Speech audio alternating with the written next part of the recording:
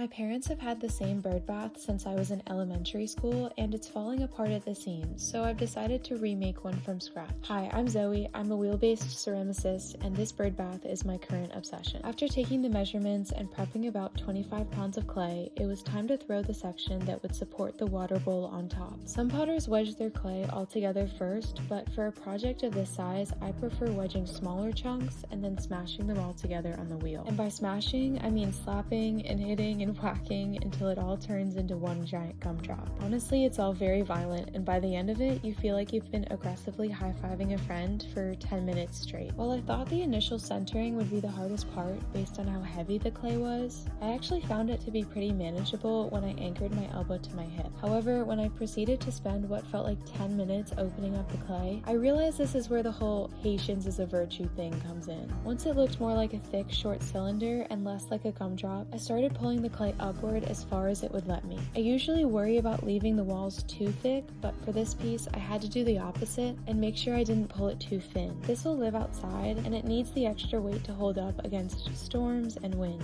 Mid-pull, it dawned on me I probably should have made this piece bottomless to save clay, because the walls were somehow still not tall enough and I was basically all out of dark clay. So I scrounged up the last bit I had and threw a second bottomless cylinder that I will later merge with the first one. Once both sections were finished, I tucked them in for a nice slow drying process, and in part 3, I'll attach the sections into one solid base and throw the big bowl that sits on top. Okay, bye!